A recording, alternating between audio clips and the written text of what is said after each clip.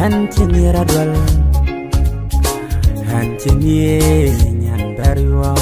Antinira dwal Tuig maya Incha kwany piyaw Incha nyay piyaw Incha nyay nomire Incha nyay nomire Ina kwany chata dunlay yintin Ina ya Antinira nyan unbol Bet adeng kasida wen marial Bar mama kunod yan siya Engineer yan unbol Met adeng kasida wen marial Bar mama kunod yan siya Ino nyan tuing mayadi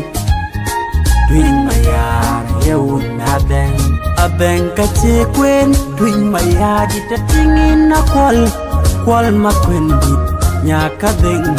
Nyachi donjo Nyaka deng Kuyela narwal diumche Nyala yatwin kunyaka bar Beng mayarwa Kuyela na bil makaw Bilater Beng karer nyende Beng abilarer nyende Mayarwa ila nyir pandu Nyir binyoy Ila aku danyar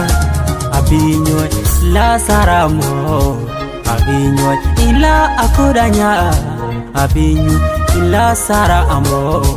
Abinyoy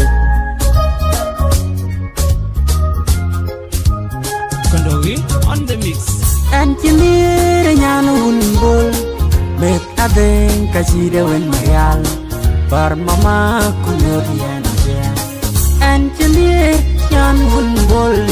Bet adeng kasida wen mayal Bar mama kunod yan siya In mati deng syudong ader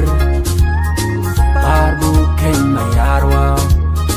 Badiku mayarwa In mati Jimmy Anthony Badisku adwal Disku adwal Nyan cariok nung Wih batie nyan yunda Wih batie yeb Long no Wih batie rian ke jaldi Yen yang ya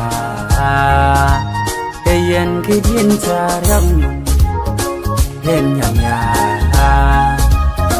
Beng syudong atere lo jam ke tinggia Beng Anthony lo jam ke tinggia Yen yan mayarwa Cakong pul Yan mayarwa Ciwo kompok Ena beng mayarwa Ciwo kompok En jaloi kami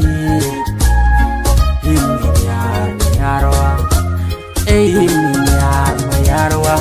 Engineer nyan unbol Bet adeng kasida wen marial Bar mama kunod yan siya Engineer nyan unbol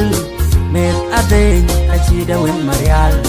Bar mama kunod yan siya Kunaye wad wen mayarwa Ding mangang madir bakoy Naiwat weng mayarwa Kwajar bino bakoy mayarwa Naiwat weng mayarwa Ding kwaj bakoy mayarwa Lakay ng mayarwa Big up to Young West Simitata Big up for yourself BG Mayarwa